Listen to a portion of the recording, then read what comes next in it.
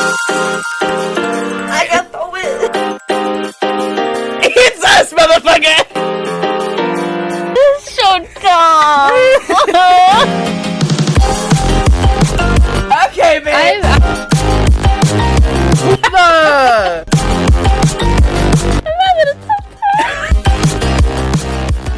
Hi there, I'm Audie, and no one else is here right now because I am currently editing alone. I just wanted to give you a quick introduction to part 2 of Abducted in Plain Sight. Without further ado, please enjoy. I don't know why, instinctively, I almost went, hey, what's up, you guys? Hey, what's up, you guys? Welcome back. So, the Brobergs, aka Jan's parents, they send the marriage certificate back to Mexico with instructions for the marriage to be annulled. While this is happening, B is taken in front of a grand jury and they indict him for kidnapping, as they should. Yes. So Jan's parents also take her to a doctor to have her examined, and this is when they tell her there's no signs of sexual abuse, she was just kidnapped. Meanwhile, Jan knows what happened, but she can't say anything about it. And like I already said, Jan came back kind of standoffish, because now she doesn't know who to trust, what to say. Like, she only trusts B. She's like, I'm an alien, I can't talk to any of you guys. And Karen even noticed, like, her baby sisters are like, dang, that's not my sister anymore. Yeah. That's so fucking sad. But she's still putting on this mask. Like, she's going back to school, she's still acting, she's doing all of her normal things, and just acting like nothing happened. Oh, but in the back of her head, she's like, I have to complete this mission. Yeah. Everything's going And wrong. she's Everyone's freaking gonna out. die. So obviously the parents are told, like, not only don't talk to B, but don't talk to any of his family members. Like, y'all just need to cut ties. Don't do that. Let me guess, they don't listen. Surprise! Gail comes over on Christmas Eve. This is less than 2 months from the day that Jan was taken, and asks to talk to Bob alone. So they go into the den, and the next thing we know, Marianne sees Gail leaving, and Bob comes up to her and says, if we don't revoke the charges, B is going to come out and tell everyone that I'm a homosexual. Gail? No, they're going to tell everyone that Bob The florist. Yes. They're going to tell everyone that Jan's dad is gay. And of course, that publicity in a Mormon church is worse than convicting your son's kidnapper, so they revoke the charges. Are you joking? I fucking wish I was. So they decide, rather than the whole church know that he got a fucking handy, that it was fine that their daughter was kidnapped and raped for a month and a half. I genuinely have no words to describe. I told you we were getting angry today. You know when you get so mad you want to cry? Yeah. I'm almost there.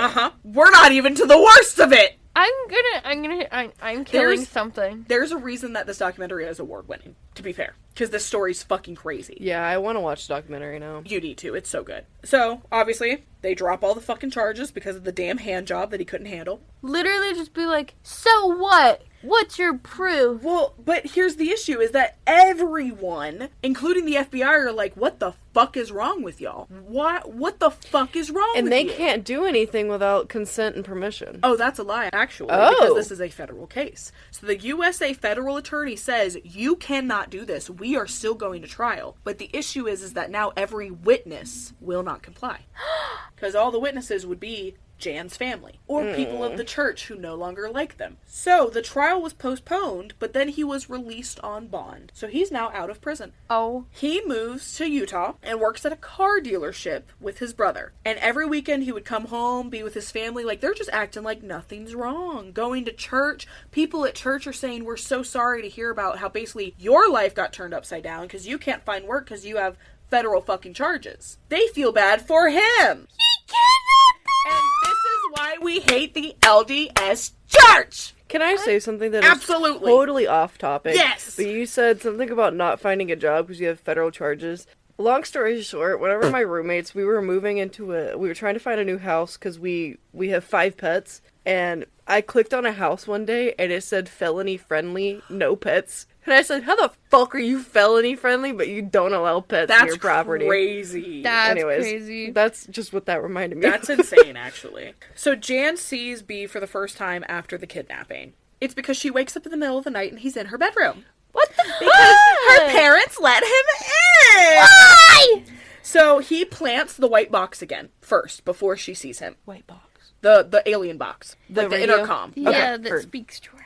They're talking about the mission, you know, how everything's gonna be fine. There's plans of preparation. She's hearing alien noises Is again. she still, like, low-key sharing a bedroom with her sister? No, there's that wall in between that Well, he built. yeah, but, like, Still low. It's next door, but yeah. So he has now started communicating to her in unconventional ways because both the parents are like, yeah, no, fuck this. Mm-hmm. So she's now getting notes passed to her at school, and it'll be stuff like, after school, go to this payphone outside this gas station at this time and call this number. Or go here and do this. And, like, she always complies to them because they're from the aliens. How is he getting him in the school? Paying people off. Yeah, he pays a lot of people off. Could be a janitor, a teacher. It could even be one of his fucking kids. I mean... Damn, bro. And she's now getting letters from B, and they are written as fucking love letters. Like, actual teenage love letters is what the equivalent to that. If you told me this was written on Wattpad, I would believe you. Damn. No, they're fucking gross. Like, they're disgusting. How he's talking about this 12-year-old child is gross. Ew. She is now switching, because she's 12 and she doesn't know better, from loving him like a father to just loving him like a man. Yeah. She doesn't understand that there's something wrong with that, because she's too young to know better. That's crazy. That's And so she tells us, insane. as an adult, she said, I loved B as deep as I've loved any person in my life. Like, she had a kid with somebody, and she was like, I loved him as much as I loved my husband. It felt the same. Oh my God. Gaslit into it. Yeah. And she was drugged. So, we're now at spring of 1975, so this is about 6 months after the kidnapping. B would call Marianne every day and tell her how much he loved her and how much he wants her and she wants to marry her. And everyone is like, no, you want to marry the fucking 12-year-old. Yeah. But you're trying to get to her to get to the 12-year-old. And he tells her, like, you need to come and meet me. So she goes to Utah No, because she wants to sleep with them. to officially sleep with the man that she knows kidnapped her fucking daughter. So she was doing it after the fact, too. Yes, she was. Pause. I thought you said they were from Utah. I did too. No comment. Okay. That's why I was like, did he move back to Utah? Wyoming is also brought up a lot. But We're from the South, guys. We really don't know. Can we talk about how the whole situation is fucking horrifying, but the cherry on top, she's having sex with him in the same bed she was raped in. Because it's the motorhome. He brought her to the motorhome? Yeah. Oh my God. Because that's what he's living in that, because he just kidnapped a child. I don't think he's allowed to be around his own kids. Yeah. Yeah, that's insane. So he's telling Marianne to get a divorce and to come live with him. And then 4 or 5 days after this, B calls Bob and tattles and says, hey, I slept with your wife, by the way. And Bob's like, what? Excuse me? And at this point now, the marriage just isn't going well, as for 8 months, they continue being married while she is just going off and sleeping with him about once every 3 weeks. Oh my God! Went on, like, full vacations together while she is still fully fucking married to Bob. That's insane. So now she's in love with him, and this is a really exciting time for her, and, like, she Oh has my no gosh. remorse. No fucking remorse about it. And he did all this to sleep with her kid. So during the 11 months, I want to say he ended up seeing her 12 times in that 11 months. Oh, like, but affairs. he slept in Jan's bed 96 times. Oh, well, during that 11 months, he slept in Jan's bed 9 times. With her in it? Yeah, 9 times. Oh my So God. Jan is telling us, at this point, it's always about sex. Like, it's never this cute, nice thing. He's gotten away with the world. He doesn't fucking care anymore. Mm-hmm. He's getting confident. Like, he's realizing, I can do whatever the fuck I want. Overconfident. Yeah. So Bob is now talking to the bishop, and he's like, what the fuck do I do about my family? My wife's a whore. I'm a whore. My daughter is being raped. What do I do? I held a dick. Tell me what to do, bishop. He's like, I did it one time and I regret it so bad, but my family's falling apart. And the bishop is like, you have to do one of two things. Either you have to divorce your wife because she's endangering your children, Yeah. or she's got to figure it the fuck out and cut him off. That is your only 2 options. Literally, And the wife's divorce not your gonna do wife! anything. I'm so upset. So Bob takes the kids out of the house and leaves the divorce papers on the table. Good. And obviously, she finds out. He's like at a diner and has to tell the kids. Remember, this is Mormonism in fucking Utah. Yep. People don't get divorces. Like, the kids are Yeah. freaking out. They're like, what do you mean, my family? Like, this isn't supposed to happen. And B calls Bob a few days later, and he's just telling him, like, he's rubbing it on thick. He's like, you're gonna lose your wife, you're gonna lose your kids, you're gonna lose everything. And he's like, shut the fuck up! up, bitch told. Like, leave me alone. Bob is done with his shit already. I would like to think that he actually called him bitch told. Yeah, for real. For sure. What is it again? Birch told? Birch told. Like a tree. So now B calls Marianne and he's like, hey, you need to officially leave Bob. I'm going to put you up in an apartment. Like, don't you worry about it. Leave your kids. You're Leave fucking all of not. them. And she literally, no, she says straight up, she's like, I don't want to leave my husband. She was like, yeah, you're a good fuck, but like, that's all you're good for. I don't want to be with you. So B tells Marianne, if you file against Bob, that you're going to win the children because Bob is a homosexual. And this pisses her off. She's like, no, he's not. You're the snake here. Like, fuck you. And she ends up going to the lawyer and just saying, like, I need help. I still want my family. And the lawyer's like, then cut off the guy who's raping your daughter. Literally! So she finally fucking does. She's like, okay, I will. She cuts him out of her life. And she even tells her husband, she's like, I don't want to sign these. Like, I want to fix this. And they do. They're still married. That's Shit. crazy. They never got a divorce. So in June of 1976, this is 20 months after the kidnapping, B agrees to a plea deal. So he pleads guilty to a felony charge of kidnapping. He is sentenced to 5 years, but the judge reduces it to 45 days. And he serves a total of 10 days. You're joking. 10 days! Oh, and don't forget, that's within a 3-month period, so, like, he can go whenever he wants. AKA, he could have left that courtroom and fled the country, and it would have been 3 months before somebody realized it. What the actual fuck? I'm crashing. So now, get ready. There's more? I need y'all to have these ready. The crash out is so intense. The crash out's about to crash! Let me get comfortable. I'm this close to chewing on this. I'm just nibbling on your squishmallow. So B buys a family fun center in Wyoming. And What the heck? Jan is obsessed with wanting to go and work there for the summer. She's like 13, 14 at this point. Is it the class action part? I kind of like that, yeah.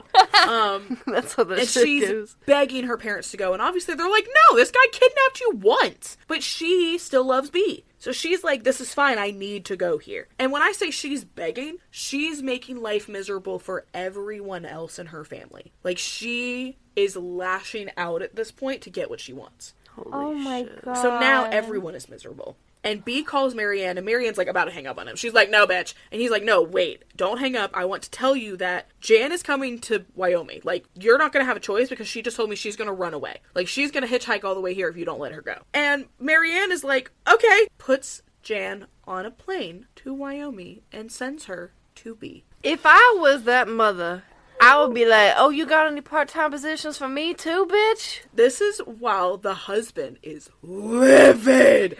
Bob. Why wouldn't he be upset? Bob I is would so be mad. so upset. Just divorce your wife. Literally throw her in a lake. Bob is so mad because Mormonism. Because Throw her in a lake. So Jan is there for 2 weeks, living calm down. living in his mobile home. Keep in mind, his brother also working there, seeing all this, talking about how weird it is and does nothing to help her. Is he Mormon too? No, he's just a fuckwad. He has a recording that gets played in the documentary, and it's a recording of Jan's voice, and, like, she just sounds like a child. Because she fucking is. She is, but, like, you guys have to remember, nowadays, obviously it's not right in any sense of the form, but, like, a 13, 14-year-old, some of these 13, 14-year-olds look 18, 19. Yeah. I understand. I was one of them. Yeah, me too. This girl looks like a fucking child. She looks like a 10-year-old. She looks little. This is not like she looks older for her age. No, she looks like a fucking kid. This is a little girl. So, the mission continues. B tells Jan he's getting a divorce from his wife, so, like, they can be together now. Jan's like, okay, great, like, we still need to finish the mission. This is fucking gross. Yeah. So, eventually... Throw up, guys. So eventually Jan finally gets put back on a plane to her parents. And as soon as Jan arrives, she's livid. She's like, I want to go back. Put me back on the fucking plane. I don't want to be here. I don't want to live with y'all. I want to go live with B. And she's just like panicking because she thinks, I have to save the planet and the time clock is ticking. When she turns 16, she's gonna be like, well... She would definitely get emancipated. Oh, and at this point, obviously, B is telling her all of this, like feeding it to her to feed to the parents. And so B is now calling Marianne saying, like, I'm gonna fucking take her. I'm gonna take her somewhere and you're gonna have no idea where she is. Like, you should just let me have her. And she's like, fuck you, hanging up. That's Yeah. so crazy. So here we are. I don't like that face. At the second kidnapping. That hurt my throat. So Jan's been home for a few weeks now. Like, Marianne's watching TV, everyone else is asleep, And Marianne remembers Jan doing that, like, little kid thing where she comes out into the living room and, like, she wants to talk. But Marianne tries to pry, and she shuts down again. She, like, runs back to her room. Mm-hmm. And that's the last time they saw Jan. Because Bitch Told then comes to her window, opens the window, and he's like, hey, come on, we're going. She crawls out that window and fucking leaves with him. They find out the next morning they had a routine where they would call down to the kids to get them to come up for breakfast. Because remember, they lived in the basement. Mm-hmm. Get them to come up for breakfast. She's not coming up. They go down, they look in her room. She's not there. So we're now back at square one.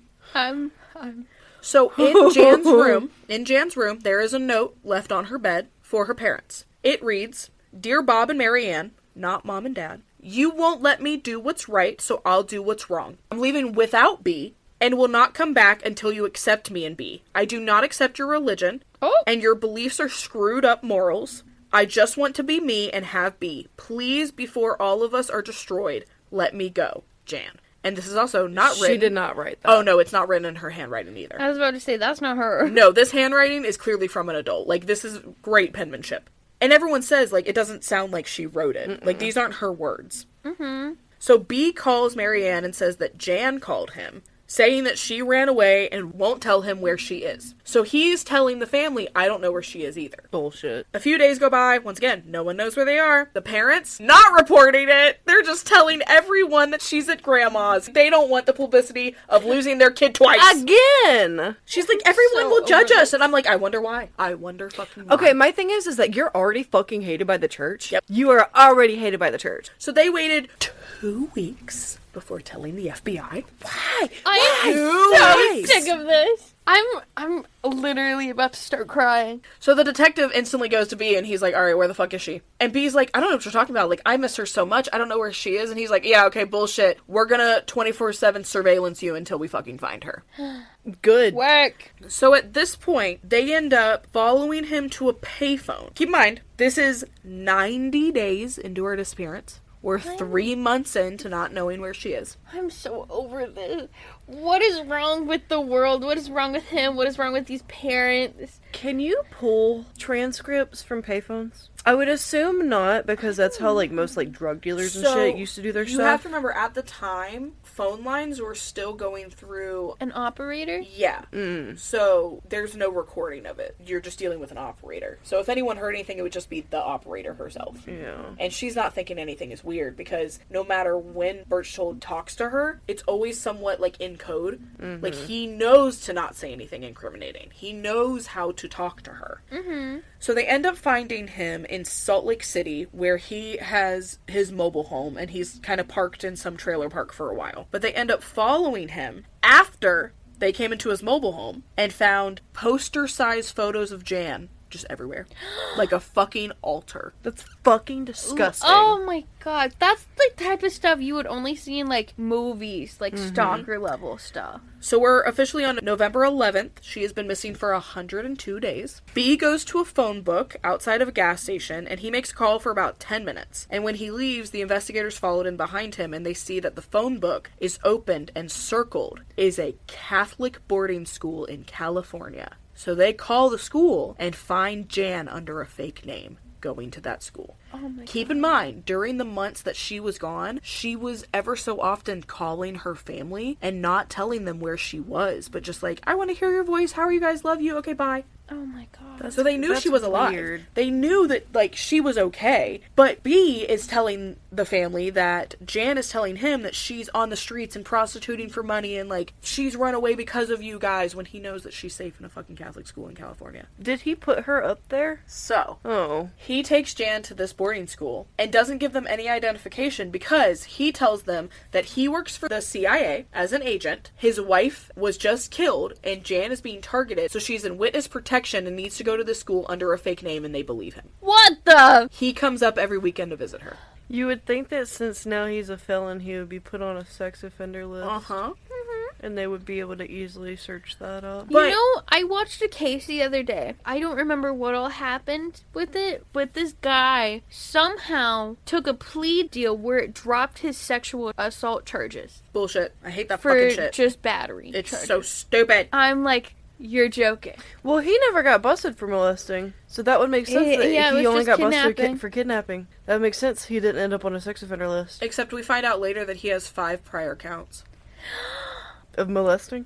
One of them is a conviction of rape on a little girl that he served 1 year for. I hope this man rots. He told the boarding school this story so that way if anyone showed up asking questions about Jan, they would, like, shy away from it. Because they think she's being hunted. Mm-hmm. So he's immediately taken into custody because he has violated his federal parole. He left states, didn't he? He left states, and also he's technically supposed to have a no contact order with Jan. Oh. So anytime he would see Jan, it would be like inside their home, so no one really knew about it. This is public. We just found you calling her. That is a direct, you just talked to her. Yeah. So Jan is forced on a plane home. And imagine your kid is gone 3 months at this point. Over 3 months. She just walks in the door and walks down to her bedroom. Doesn't say hi to anybody. Doesn't say anything. Just walks inside like nothing happened. Like she just got home from school. That's actually insane. Was he still drugging her at this point, or no? Not in the Catholic school, unless it was on the weekends, I would assume. We don't hear a lot about the Catholic school. She didn't talk a lot about that in the documentary. So she, at this point, is just like staying silent. She's not talking to anybody. She is a hollowed out person. Because all she's concerned about is the fact that she's getting older. Yeah. So January 24th, she has now been home for 38 days. An employee of Bob's floral store calls him to tell him that his entire store is on fire. So the entire family I bet that goes... smelled good as fuck, though. Burning flowers? Just Oh, yeah, flowers in general. incense, yeah. The entire family goes, and they just see, like, it is in flames. This isn't like a little fire started. This building is done. Holy shit. And Jan tells this story of remembering Bob standing there and, like, wrapping his whole family in his arms and yelling out, let it burn, let it burn. Everything that I want, everything that matters to me is right here in my arms. Because he knew that Bob set that fire. Aww. I hope he got insurance. Yeah, me But Bob too. is setting this fire because B's not allowing Jan to see him. And he's trying to be an asshole. Because keep in mind, he violated his parole. He's in prison right now. Or jail, at least. So he apparently, from inside jail, hired 2 people, paid them $1,000 to not only burn down that store, but several other buildings that were associated with people that B had bad juju with. To make it seem like it's just not a hit. And because there was no official connection to him and these other guys, they could never trace it back to him. That's so dumb. That's actually so dumb. So all of these charges he's finally going to court for because he has the kidnapping charges, again, because he kidnapped her a second time. Impersonating the CIA and parole violations. Yeah. Yeah. He tries to get acquitted for mental defect. The only mental defect you have is that your brain isn't in there, you dumb bitch. But remember, no one was a witness. Like, this is a hard case to convict because no one will come forward and talk about it. This man is going to the 7th level of hell. So, Bitch Told was court-ordered to a medical facility for 6 months. Did he even stay there for 6 months? Yes, he did stay for 6 months. That's the only thing that he actually fucking stayed for. So he is now claiming that He stayed in there longer than he stayed in jail. Once again, he's claiming, like, well, I was abused growing up, and that's why I am the way that I am. Which would make sense, but most people like that would Don't fix their do fucking that. problems. So 18 months later, he returns home, back to his family. Like nothing ever fucking happened. Oh my god. And obviously, Jan is still freaking out because in her head, the mission is not complete. Like, she still needs to have this baby. She's about to turn 16. She's freaking out. She's like, there is very little time left. Her internal clock is... And at this point, because she's getting older, B is losing interest. Because she's almost 16. She talks about how during the summertime there was like a 5-week-long drama camp that she wanted to go to. And she went, even though she was kind of scared to. And there was this boy there that liked her and she liked him back. And I think that she may have kissed him and then panics. Because she thinks that she just made her sister blind. Because she talked to another man. So when she gets home, she's like, okay, Karen's fine. It's weird. But anyway, my birthday's coming up. She just pushes it off again. Oh my god. And she has it set in her brain. This is from Jan's mouth, quote for quote. This is what she says. If I'm not pregnant, I'm going to get a gun and tell Susan, if she doesn't want to do it, that I'm going to kill her and then kill myself. So she wakes up on her 16th birthday. Obviously, it's another day. Yep. She's not vaporized. Her dad's not dead. Susan isn't taken and Karen isn't blind. And it finally clicks to her that this was a lie. At that moment, she realized this wasn't true. It took her 4 years. But can you fucking blame her, though? No. Like, she had been gaslit every single fucking day, saying that her family was pretty much gonna fucking disappear, or something bad is gonna happen to them. And once again, she grew up Mormon. She grew up hearing these miracle Crazy stories. So yeah, she's gonna think about it. So And she she had doesn't... to suffer with this for 4 years alone. Well, and because it's been 4 years and she's silent, who do you fucking tell? Yeah. Like, what do you do? So she ends up opening up to her sister Karen and her best friend at the time and telling them everything that happened. And Karen's like, Jan, you have to go and tell mom and dad. You have to tell them what's going on. So through 2 hours, she sobs through her story and tells her parents what happened. And how throughout those 4 years, she believes she had over 200 sexual encounters with B.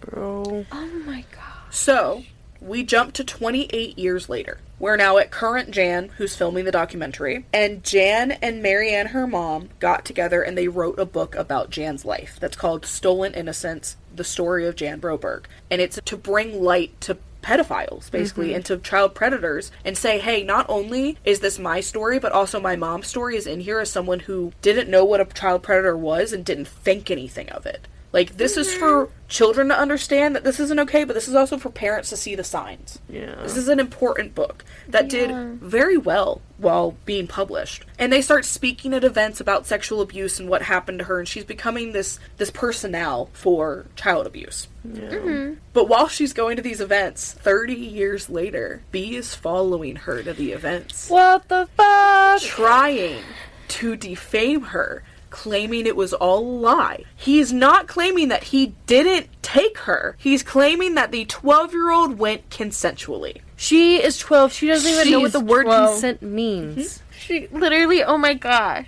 He threatens that if they don't stop publishing the book, that he's gonna out the family affairs, you know, like he's been trying to do. Well, do it then, loser. Because he's like, well, I had a sexual relationship with both your parents. Like, I can fuck up your lives. And she says, do it. Do it. Yeah. You've already fucked over our lives. Do it. So they now have to go to court because he is trying to sue her for defamation.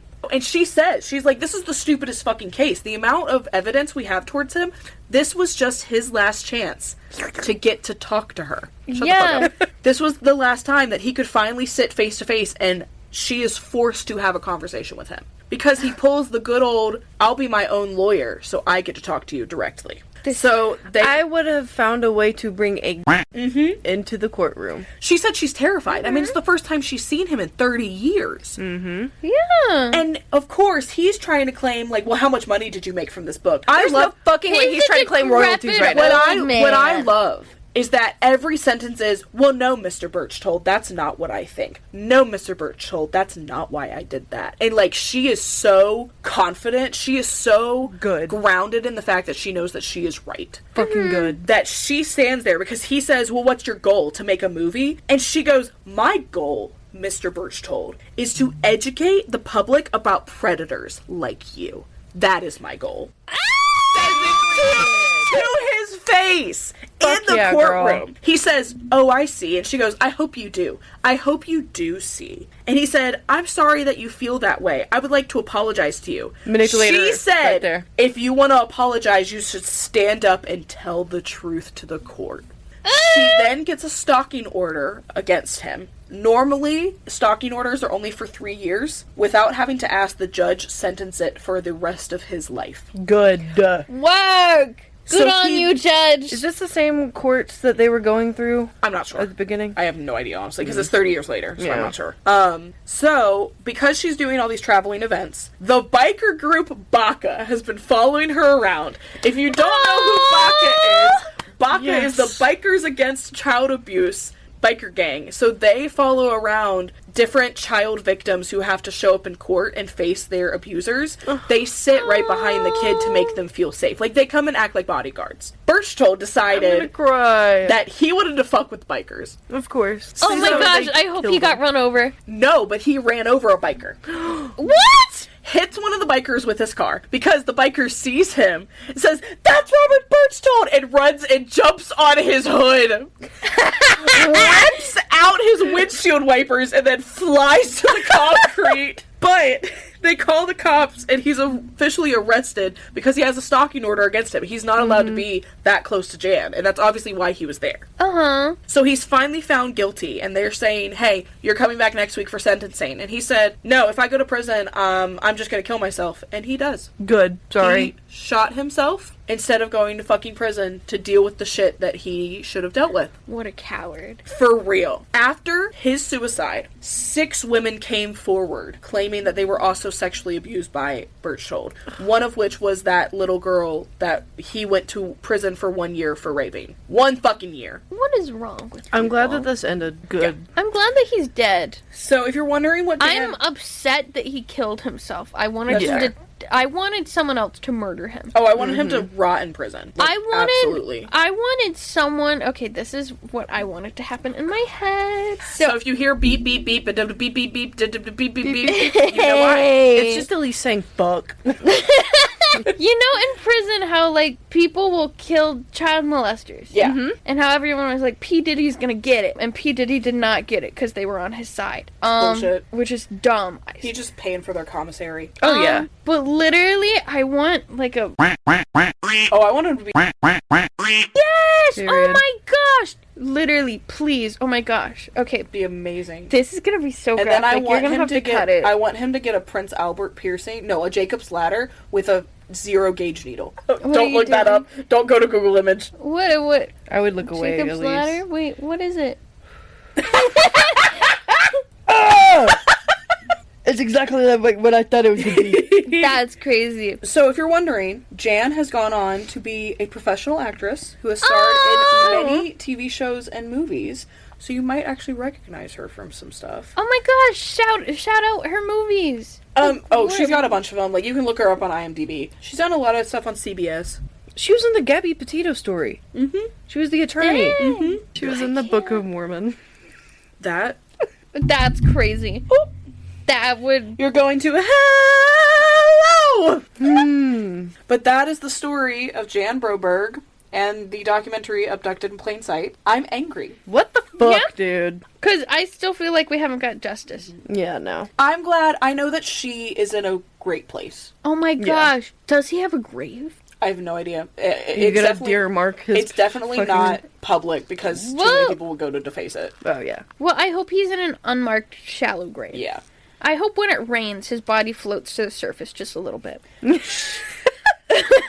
She did come out and say, she's like, I'm good. Like, I'm happy. And she said, honestly, him being dead is almost better for her. Mm-hmm. 'Cause she's not afraid anymore. Yeah. She's not afraid he's going to send somebody from prison to kill her. Yeah. Well, I just wish he died more gruesome. That's fair. Mm-hmm. The perfect story would be he took accountability for his actions.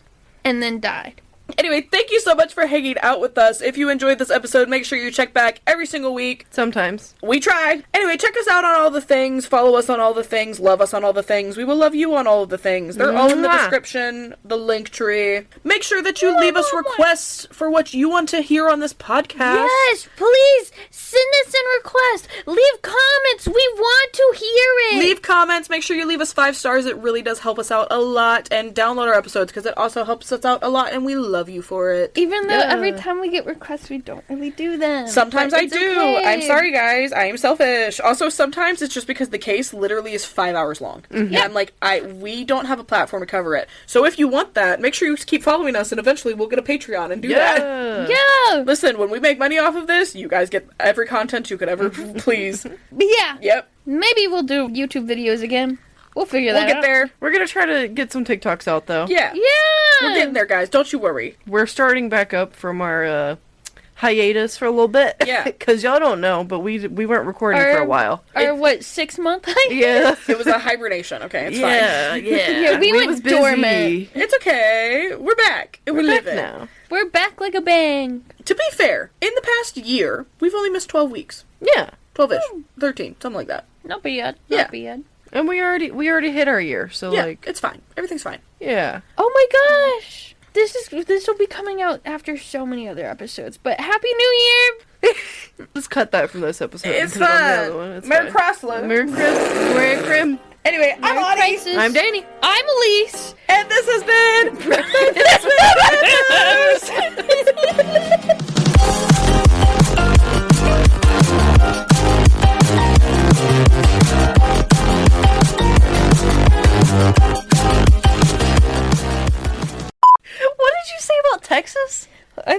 anything about Texas.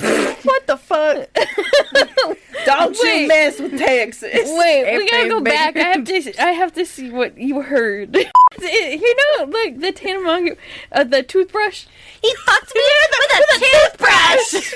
Okay, so what I want to happen, well, what I wanted to happen, he's dead, but if he was alive, I wanted him, okay, you know how, like, Elise, sorry, I love think you. of your sentence and then say it. I love you. Okay, so, like, I want him to die, but But like, okay. okay, so like, Okay. so like,